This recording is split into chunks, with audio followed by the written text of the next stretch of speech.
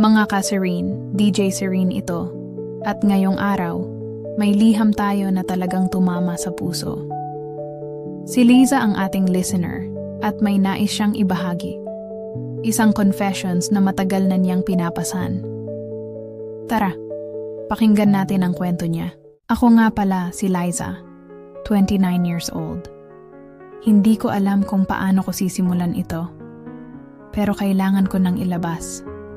Ngayon, habang nakaupo ako dito, mag-isa sa harap ng kamera, ramdam ko ang kaba sa dibdib ko. I've never been this honest. Not even with myself. Pero heto, kailangan ko na.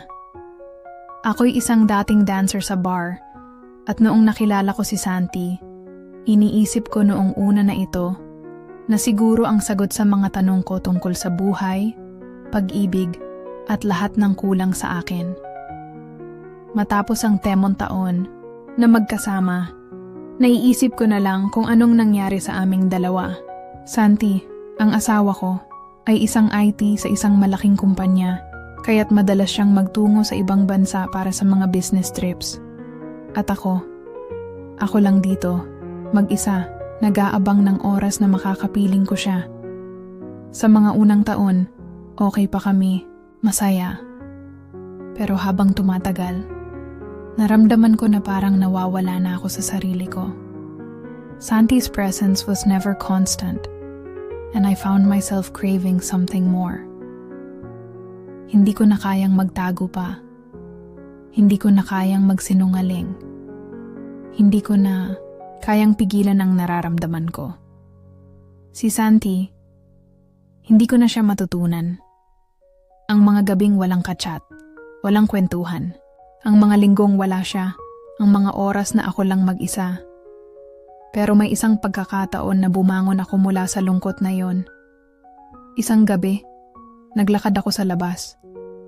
Wala akong plano, pero may mga oras na parang tadhana na ang may dahilan kung bakit ako dumaan sa isang lugar. At dun ko siya nakilala. I didn't expect it to happen. I never expected to meet someone who would make me feel seen, someone who would give me attention the way I was craving. It felt like he understood the loneliness I kept buried deep inside. At yun ang simula. It wasn't supposed to be anything serious. Akala ko, isang gabing palabas lang. Isang gabi lang. A fleeting escape. But it wasn't. I kept coming back. The rush, the attention, the way he made me feel alive again. Ngayon, dito ako, humihingi ang tawad. But at the same time, hindi ko kayang hindi maramdaman ang init ng mga gabing iyon. Ang sakit at ang kilig. Ang pagnanasa na halos magliyab at magtulak sa akin na magsimula ng isang bagay na hindi ko kayang tapusin. Kasi nga, hindi ko kayang bitawan ang excitement, ang init. At sa huli, it became more than just a one-time thing. Alam ko, mali. Ramdam ko ang guilt. Ang takot na baka mawalan ako ng lahat. Na baka hindi ko na kayang ayusin ang lahat ng sinira ko. Pero narito ako ngayon. Sinasabi ko na may isang lihim akong itinatago. Ang lihim na maaaring magbago ng lahat ng bagay. Minsan naiisip ko kung paano ako napadpad sa sitwasyon kong ito. Mula sa pagiging dancer sa bar, nagbago ang lahat nang makilala ko si Santi. Magkasama kami ng halos 10 taon, pero ang mga taon na yon ay parang naglaho sa mga sandaling ang tanging alaala ko lang ay ang mga gabi na magkasama kami. At ang mga gabing mag-isa lang ako sa bahay. Si Santi, hindi ko siya masisisi. Ang trabaho niya, ang pagiging IT sa isang malaking kumpanya, ay nagbigay sa kanya ng maraming pagkakataon upang maglakbay. Ang mga biyahe niya ay palaging abala at madalas, nauurong ang mga plano naming magkasama. Nandyan yung mga linggong wala siya, at nararamdaman ko ang bigat ng pagkamista sa kanya. Sa mga oras na hindi ko siya kasama, naiisip ko kung paano kami Naging ganito, mga tao ng kasal. Pero ang puso ko'y tila naghahanap pa rin ng isang bagay na wala. Hindi ko alam kung anong nangyari. Pero habang tumatagal, parang nawala na rin ang spark sa aming relasyon. Hindi ko siya masisisi. Pero ako, hindi ko na rin alam kung anong gusto ko. Isang gabi, matapos ang linggong nagdaan na puno ng kalungkutan, nagdesisyon akong lumabas. Hindi ko alam kung anong hinahanap ko sa dilim ng bar. Pero sa mga ganong pagkakataon, wala akong ibang paraan, kundi maghanap ng paraan upang maalis ang lahat ng bigat na nararamdaman ko. Habang nagpapakalunod sa ingay at sigawan ng tao, nakilala ko siya, si David. Mas bata, mas makulit, at may kakaibang charm. Nasa tabi siya ng bar, may kasamang mga kaibigan, at agad akong nahatak sa kanyang mga mata. Si David, iba siya kay Santi.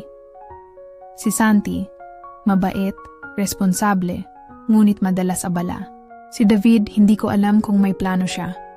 Pero sa bawat ngiti at biro, ramdam ko ang init. Ang kanyang mga mata, parang umaabot sa aking kaluluwa. Parang may iniisip na hindi ko kayang sabayan. Hindi ko alam kung anong nararamdaman ko sa kanya. Pero ramdam ko na ang kaibahan.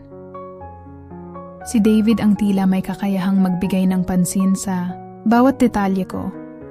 Ang mga bagay na matagal ko nang hinahanap. Hindi ko alam kung paano nagsimula. Pero nagkakilala kami ng mas mabuti. Ang kanyang mga kwento, mga biro, at ang pabirong mga tanong ay nagbigay sa akin ng kilig na matagal ko nang na-miss. Nang magkausap kami, hindi ko na naisip na may asawa akong naghihintay sa bahay. Hindi ko naisip ang mga konsekwensya. Sa gabing iyon, kami lang dalawa at walang pakialam sa mundo. Hindi ko rin alam kung anong nangyari sa katawan ko, pero natuklasan ko na ako'y ginugol ang mga oras na iyon sa isang mundong puno ng init at kilig. Pagkatapos ng gabing iyon, hindi ko na kayang pigilin ang sarili ko. Ang mga mata ni David, ang bawat ngiti niya, parang hindi ko kayang kalimutan. Habang papalayo ako sa gabing iyon, ang puso ko'y tila may kung anong naiwan. Hindi ko kayang hindi siya balikan. Ang mga araw ko na punong-puno ng kalungkutan at paghihintay kay Santi ay napalitan ng isang bagong apoy. Si David. Habang dumaan ang mga linggo, mas lalo ko siyang nakilala. Naging madalas ang pagkikita namin. At tuwing magkakasama kami, ang init ng katawan at ng aking puso ay nagsasanib. Si David, hindi siya tulad ni Santi. Wala siyang responsibilidad na maglayo at wala siyang iba pang iniisip kundi ang magbigay saya sa bawat sandali. Para bang sa bawat pagdapon ng kanyang mga kamay, sa aking balat, nakakalimutan ko ang lahat ng bigat ng buhay ko. Siya ang aking escape, ang pagnanasa na hindi ko kayang pigilin. Ngunit habang lumalalim ang aming relasyon, pakiramdam ko'y natutulungan akong maghati ng buhay ko. May asawa akong naghihintay sa bahay, at may isang lalaki na may sarili ding lugar sa puso ko. Hindi ko kayang magsinungaling, pero hindi ko kayang bitawan si David. Habang ang mga gabi ay dumadaan, ang mga sandali ko kasama siya ay nagiging mas matamis at mas matindi. Ngunit sa bawat halakhak namin, ang kaba sa aking dibdib ay lalong lumalaki. Nandyan na ako, isang babae na nahulog sa isang mahirap na posisyon. Ang buhay kong puno ng pagnanasa at pagkakasala ay nagsimulang maghalo at hindi ko na alam kung saan magsisimula o magtatapos. Nasa pagitan ako ng dalawang mundo. Ang mga gabi ko kasama si David at ang mga araw ko na magkasama kami ni Santi. Sa bawat oras na lumilipas, mas lalong lumalalim ang aking kalituhan. Hindi ko alam kung anong gagawin ko, kung paano ko haharapin ang mga reaksyon ng mga taong mahal ko o dating minahal ko. Isang araw, habang tahimik kaming nag-uusap ni David, hindi ko na kayang pigilin ang nararamdaman ko. I told him everything, or at least, as much as I could admit to myself. Pinili kong maging tapat sa kanya tungkol sa aking asawa. Sa buhay kong puno ng hinagpis at lihim. I expected him to walk away, to turn his back on me, and say he couldn't be a part of this mess. Pero hindi. Instead, he pulled me closer, held me tighter. And in his eyes, I saw no judgment.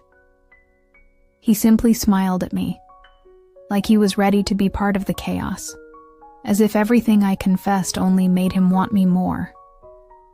It was twisted, I know. But in that moment, it felt comforting. There was something about David, something raw and intense. He didn't back down, didn't give me the chance to feel guilty or ashamed. Instead, he offered me more affection, more attention, and more of the excitement I was missing. His touch felt like freedom, like a chance to escape the weight of my marriage, even if just for a while. And I let myself fall deeper into it, despite knowing that it was wrong. Pero sa kabila ng lahat ng nararamdaman ko kay David, hindi ko kayang kalimutan si Santi. Si Santi, ang asawa ko, na walang kalaban-laban sa aking mga lihim. Ang mga gabi ko na puno ng pagnanasa kay David ay palaging nagiging sanhi ng guilt sa puso ko. I loved Santi, but my love for him felt different. More like a responsibility, something steady. Meanwhile, David was the spark that ignited something in me that I didn't know was still there. And then came the moment I had been dreading, the moment when everything would unravel. Si Santi ay bumalik mula sa kanyang trip abroad. Akala ko, magiging normal lang ang lahat. Pero hindi. Si Santi, may kutob na may mali. Dumating siya ng mas maaga kaysa sa inaasahan. At hindi ko alam kung paano ako magtatago. Sa oras na yon, ako at si David, in the middle of our embrace, caught up in something we couldn't stop. Wala akong oras para magtago. Wala akong pagkakataon na iwasan siya. Pumasok siya sa bahay at nandyan na siya, si Santi, ang asawa ko, na matagal nang naghihintay na makauwi. Ang mga mata niya, puno ng tanong at galit, at ang mukha niya, hindi ko kayang pagmasdan. Nagtama ang mga mata namin, at sa mga sandaling iyon, alam kong wala ng pag-asa. Lahat ng sekreto, lahat ng kasinungalingan, ay ibinukas sa kanya. It was all out in the open. I felt my heart drop to the floor, and my entire world felt like it was crumbling. Anong ginagawa mo, Liza? Ang tanong ni Santi. Ang boses niyang may kasamang sakit at galit. Hindi ko kayang sagutin. Hindi ko kayang tignan siya ng diretso sa mata. His face was a mixture of disbelief and betrayal. And I could see it in his eyes. Lahat ng pinaghirapan namin, lahat ng pinagsamahan namin, ay parang nawawala na sa kanya. Si David, sa tabi ko, nagpanik din. Hindi siya makapaniwala sa nangyari. His earlier excitement, his confidence, was now replaced by guilt. Sa mga mata niya, may kaba. He didn't know what to say, what to do. Siya yung unang nanguna sa kasalanan. Pero si Santi ang naging biktima ng lahat ng ito. He didn't know how to face him. At ang mga mata ni David, puno ng pagsisisi, ay hindi ko kayang tiisin. It was clear. David had no intention of ruining our marriage. He didn't know how deep he was in this mess. I wanted to say something, anything to make it better. But I was frozen. Nandyan si Santi, ang asawa ko, na nasaktan, at ako, ang dahilan ng lahat ng ito. Patawarin mo ako, Santi, ang tanging nasabi ko. But I could see it in his eyes. that forgiveness was the last thing on his mind. The hurt was too much, and it felt like everything between us was already broken beyond repair.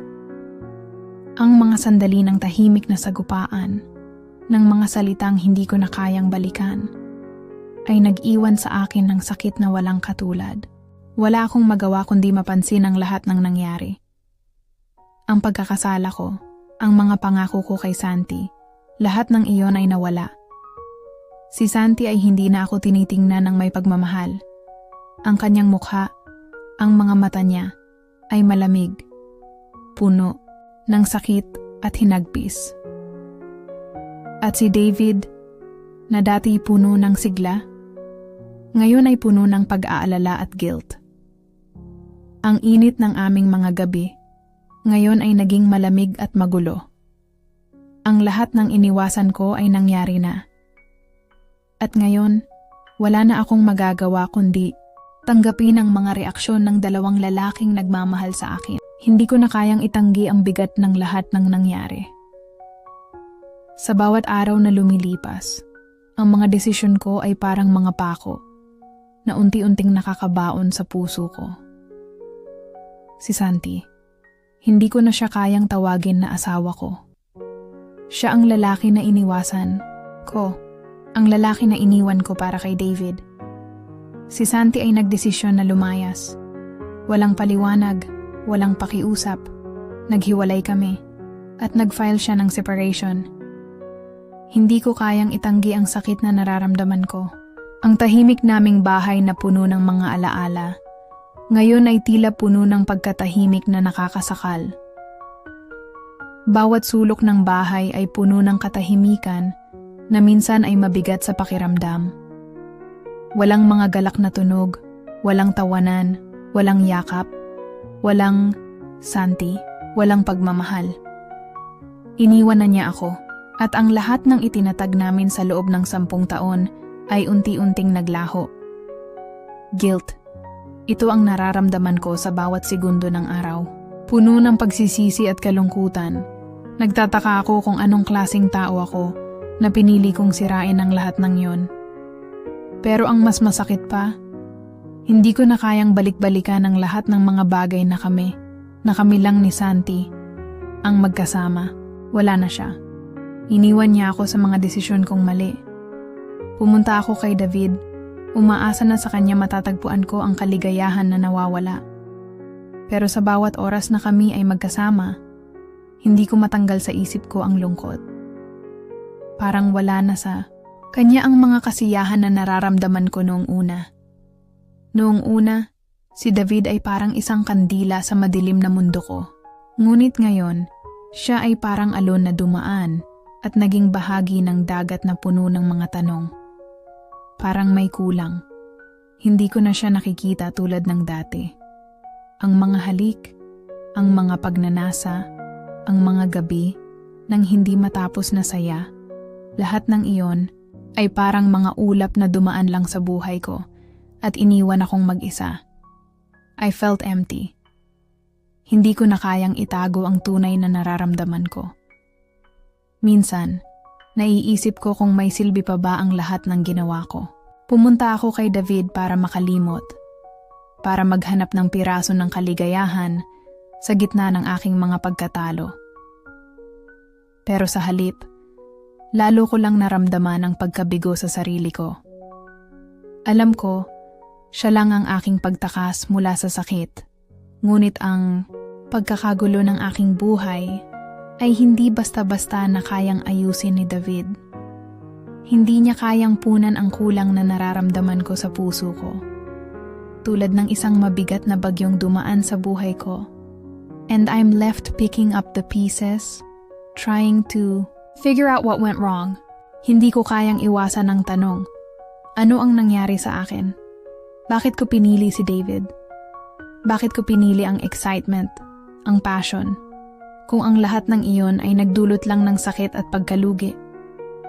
Minsan, naiisip ko kung ang lahat ng hinanakit ko kay Santi, ang mga gabing walang kasiyahan, ay may kinalaman sa desisyon kong maghanap ng ibang dahilan upang mapuno ang puso ko. Ngunit ngayon, naiwan akong tadhana na hindi ko kayang iwasan. Ilang linggo na ang nakalipas at nararamdaman ko pa rin ang bigat ng bawat hakbang. Kung tutuusin, iniwasan ko ang mga tanong, ang mga pagsisisi, at ang mga plano sa hinaharap na wala ng bisa. Sa lahat ng mga ginawa ko, napagtanto ko na ang mga kasalanan ko ay hindi basta-basta matatakpan ng mga yakap ni David o ng mga pansamantalang saya na nagbigay sa akin ng mga masalimuot na gabi. Ang problema ko ay mas malalim pa sa mga simpleng pagkakamali. It's not about the affair anymore. It's about the person I've become. Sa bawat araw na lumilipas, nakakaramdam ako ng lungkot. Alam ko na wala na si Santi at si David ay hindi ko kayang gawing tugon sa lahat ng pagnanasa at pagkukulang sa buhay ko. The feeling of emptiness continues to grow and I realize that there's no one else who can fix what's broken. Hindi ko kayang magtakip na lang at magpatuloy sa buhay. It's too late to go back and I have to face the consequences of my actions. Liza, ang dating maligayang asawa, ngayon ay naglalakad sa isang landas na puno ng kalungkutan. Every step I take brings me farther from the person I used to be and closer to the woman who's made so. Minsan, nauupo ako sa harap ng salamin at tinatanaw ang mga mata ko, pilit na tinitingnan ang sarili ko. Hindi ko na nakikilala ang babae na nakikita ko. Yung dating Liza, yung masaya, confident, at may pangarap sa buhay. Parang may nawawala sa akin. Parang may pira-piraso akong hindi mahanap. Bawat kanto ng buhay ko ay parang may kakulangan na hindi ko kayang punuan. Naaalala ko yung mga unang taon namin ni Santi. Hindi pa kami kasal noon, pero parang alam na namin na kami na yung para sa isa't isa. Ang pagmamahalan namin ay parang isang bagay na hindi matitinag. Ang saya ko noon. Ang saya ko sa mga simpleng bagay na kasama siya. Ang mga gabi namin, puno ng tawanan, mga pangarap, at walang kakulangan. Noon, pakiramdam ko na lahat ay perpekto. Kung tatanungin ako ng mga tao kung ano ang sikreto namin, sasabihin ko na kami lang ni Santi. Kami lang sa ilalim ng araw, walang hadlang, walang laban. Pero yun ang problema. Nang magsimula siyang magtrabaho sa ibang bansa, nawala yung saya. Unti-unting nawala yung koneksyon namin. Wala na siya sa mga gabi. Wala sa mga araw ko. At nakaramdam ako ng unti-unting pagkahiwalay.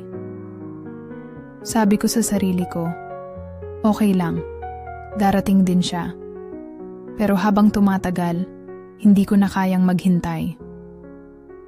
Ang mga simpleng tawag na noon ay nagpapasaya sa akin, ngayon ay naging mga palamuti na lang sa buhay ko.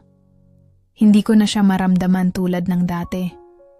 Doon ko natutunan ang isang bagay.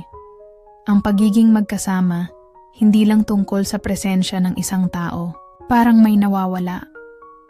Yung mga pagkakausap namin, hindi na ganun kasarap. Yung mga yakap niya, hindi na ganun kainit.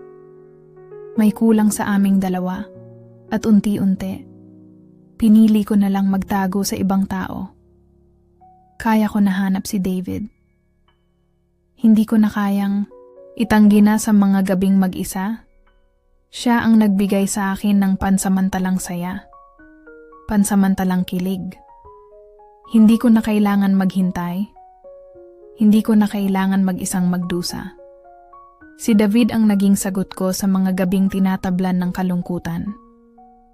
Pero ngayon tinitingnan ko lahat ng ito at napapaisip, was it real? Yung nararamdaman ko kay David, was it love? Or was it just excitement? Parang may halo ng pagkatalo sa lahat ng iyon. Was I truly in love with Santi? Or was I just afraid of being alone? Lahat ng iniwasan ko kay Santi, yung mga insecurities ko, yung mga bagay na hinanap ko sa iba, lahat ng iyon ay parang mga piraso ng puzzle na nagsimula sa pagkabata ko. Hindi ko na alam kung saan magsisimula. Hindi ko na alam kung anong nararamdaman ko. At si David, sino nga ba siya sa buhay ko? Siya ba ay isang bagay na tinangka kong gawing panakip sa kakulangan ko?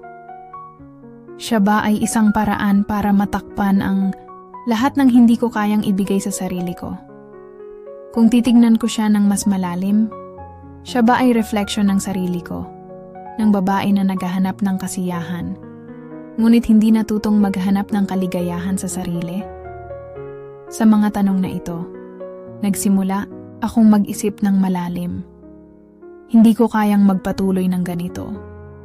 Alam ko na kailangang harapin ko ang mga tanong na hindi ko kayang sagutin noon. I have to be honest with myself. Hindi ko kayang magtakip. Hindi ko kayang magtago sa sarili ko forever. Ang mga kasalanan ko, ang mga pagkukulang ko, lahat ng mga bagay na akala ko ay kaya kong iwasan, nasa harap ko na ngayon.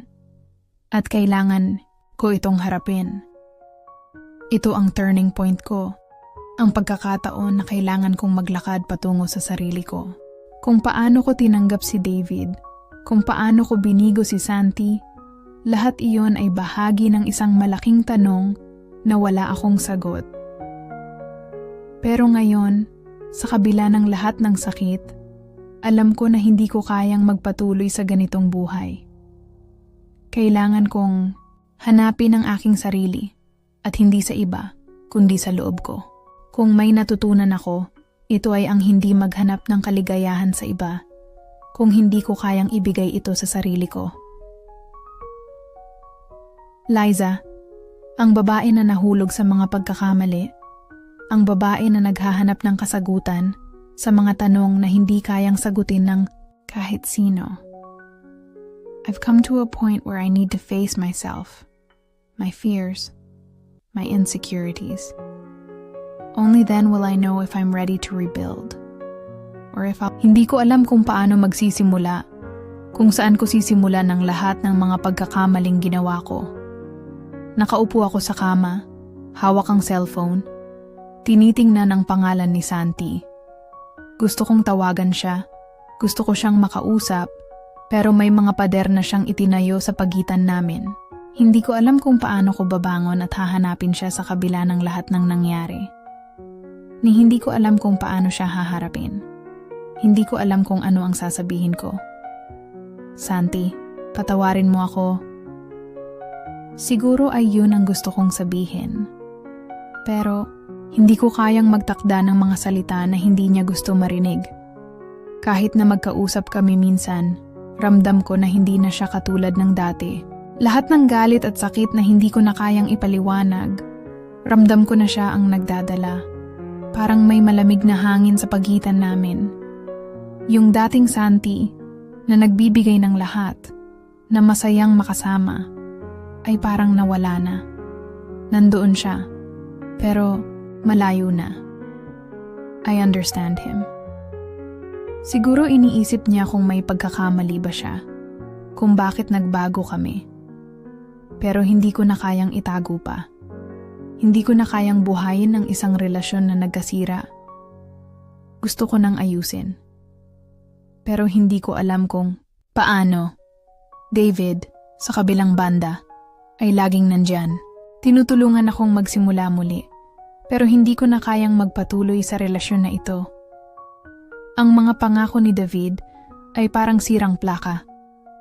Sabi niya, pipiliin ko siya na hindi ko siya iiwan. Pero sa kabila ng lahat ng iyon, pakiramdam ko ay niloloko ko lang siya. Si David ay hindi ang sagot sa mga tanong na wala akong kayang sagutin. Isa siya sa mga dahilan kung bakit ako naguguluhan. Nais niya ng lahat ng atensyon ko, ang puso ko. Pero paano ko ibibigay ang aking puso sa kanya kung ako mismo ay hindi buo? Isang araw, napagdesisyunan kong tawagan ang therapist na nirekomenda ng isang kaibigan. Huwag akong magkamali.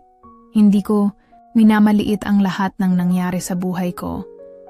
Pero ramdam ko na kailangan kong baguhin ang lahat. I know I need to heal, but first, I need to forgive myself. I need to accept everything that has happened and stop blaming myself for everything. Gusto ko ng isang pagkakataon na makapagbago, pero hindi ko kayang magbago ng mag-isa. Hindi ko kayang maging matatag sa lahat ng aspeto ng buhay ko nang wala akong tulong. Habang nagsisimula akong dumaan sa mga sesyon ng therapy, nakikita ko kung gaano ako kalayo sa sarili ko. Hindi ko pa nakikita ang tunay na Liza, yung Liza na malakas at matatag, puno ng pangarap, puno ng mga plano. Pero dahil sa mga desisyon ko, nawalan ako ng tiwala sa sarili ko. Naging mahina ako. Naging madali akong madala sa mga tukso at takot sa pagiging mag-isa. Ang mga pagkatalo ko sa buhay ay nagsilbing guho sa aking pagkatao. At sa lahat ng iyon, wala akong ibang magawa, kundi magtago sa ilalim ng mga desisyon. Course unti-unti, natutunan ko na mahalaga pala ang pagpapatawad, hindi lang sa iba kundi sa sarili ko. Mahirap mang aminin, pero hindi ko kayang baguhin ang nakaraan.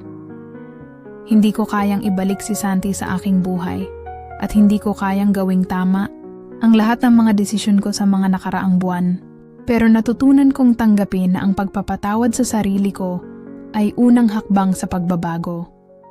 Kung hindi ko kayang patawarin ang sarili ko, paano ko matutulungan ang iba?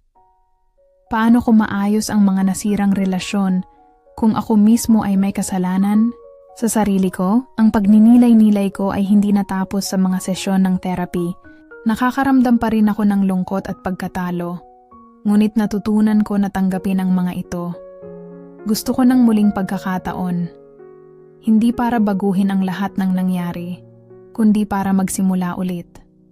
Hindi ko alam kung anong mangyayari sa akin at sa mga taong mahal ko, pero hindi ko na kayang magpatuloy ng ganito.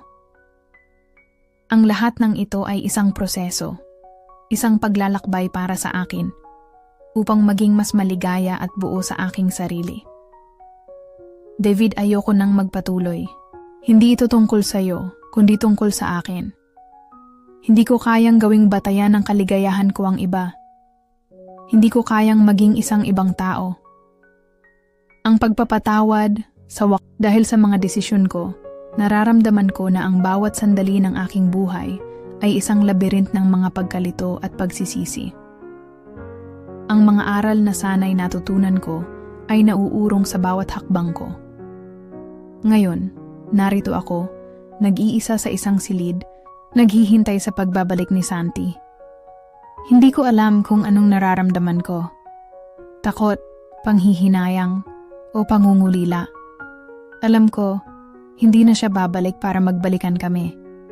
Nandyan siya, pero wala na sa kanya ang pagnanais na muling magkasama. Kami, si Santi ay dumating ng hindi inaasahan at sa kanyang mga mata, nakikita ko na hindi na siya katulad ng dati. Hindi ko na makita ang mga mata niyang puno ng pagmamahal, kundi ang mga mata niyang puno ng sakit at galit. Wala na ang mga ngiti na nagsasabing, mamahalin kita magpakailanman. Dati, kapag tinitingnan ko siya, natutunan ko kung paano magtiwala at magbigay ng pag-ibig. Ngayon, ang mga mata niyang nakatutok sa akin ay nagiging malamig na parang isang dagat na hindi ko na kayang lampasan. Naglakad siya patungo sa akin at ang bawat hakbang na ginawa niya ay parang pagkalabit sa aking konsensya. Bawat minuto na magkasama kami, para akong binabalikan ng lahat ng mga desisyon ko. Wala na tayo, Liza, sabi ni Santi. Ang kanyang tinig ay mahinahon, pero puno ng pighati. Hindi ko alam kung paano sasabihin, kung paano tutugon. Hindi ko kayang iharap sa kanya ang lahat ng kasinungalingan at pagkatalo. Hindi ko kayang baguhin ang mga bagay na nagawa ko. At sa bawat salita niya, nararamdaman ko na ang mga pinto ng aming nakaraan ay tuluyan ng isinara. Wala na akong pakialam kung anong nangyari. May mga bagay na hindi na kayang ayusin. Ang kanyang mga salita ay parang tinig na dumaan sa aking utak. Patuloy na gumugulo sa bawat bahagi ng aking pagkatao. Ang mga galit na salita na iyon ay nagsisilbing tulay sa aming paghihiwalay.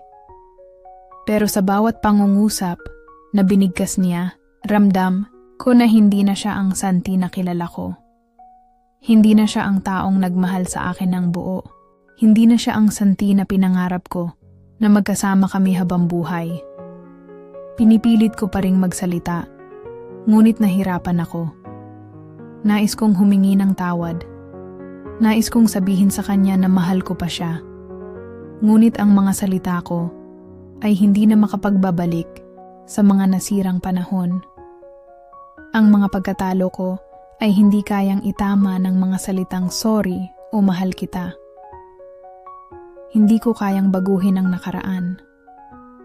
Sa kabila ng lahat ng ito, nararamdaman ko pa rin ang mga epekto ng mga desisyon ko. Habang umiikot ang mundo ko, naiisip ko na may mga bagay talagang hindi na kayang itama. Si David, ang aking naging takbuhan, ay naglakad na rin palayo. Matapos ang mga linggong magkasama kami, isang araw, nagdesisyon siyang tapusin na ang lahat. Bago siya umalis, sinabi niya sa akin na wala nang pag-asa para sa amin at doon ko natutunan na hindi ko na kayang balikan ang mga maling desisyon ko. Habang naglalakad siya palayo, ramdam ko na parang ako na lang ang natira sa mundong puno ng kalungkutan. May mga pagkakataong ang mga hinagpis na nararamdaman ko ay naging ganap na pag-aalala, hindi na ang mga pangarap ko, kundi ang mga pangarap ko para sa kanila. Ngayon, ako na lang ang natira sa gitna ng lahat ng mga pagkatalo at pagkasira. Lahat ng mga pagkakamali ko ay nagresulta sa pagkawala ng mga tao na minahal ko. At sa gabing ito, nang magkasama kami ni Santi, naisip ko na ito na ang huling pagkakataon na magkasama kami. Hindi ko na kayang ibalik ang mga araw na yon at wala na akong ibang magagawa kundi tanggapin ang hirap ng pagluha. Ang mga pagkatalo ko ay mga hakbang patungo sa isang bagong buhay, pero sa ngayon, tanging ang sakit ng pagiging mag-isa at ang mga kasalanan ko ang naaalala ko. Wala na si David, wala na si Santi. At ako, nandito sa kabila ng lahat ng nangyari, natututo na tanggapin ang lahat ng ginugol kong panahon sa paghahanap ng mga bagay na hindi ko kayang hawakan. Malayo na ang narating ko mula sa taong ako noon. Ang bawat hakbang na ginawa ko ay puno ng hirap. Ngunit ang mga paglalakbay na iyon ay nagbigay sa akin ng mga mahahalagang aral. Hindi ko na kailangang magtago sa mga anino ng mga pagkakamali ko. Sa wakas natutunan kong tanggapin ang aking mga pagkatalo at natutunan ko ring patawarin ang aking sarili. Hindi ko na kailangan ng mga pagsisisi para matutunan kung paano maging buo muli. Ngayon, natutunan kong yakapin ang lahat ng bahagi ko, kahit na ang mga sugat na dulot ng mga maling desisyon. Nasa isang tahimik na apartment ako ngayon, mag-isa.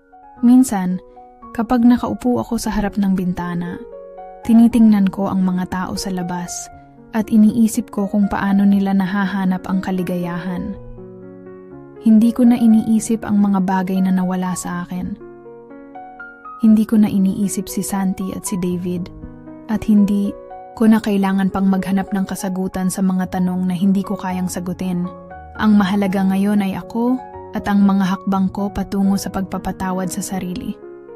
Ang therapy ay naging isang malaking bahagi ng proseso ng pagpapagaling ko.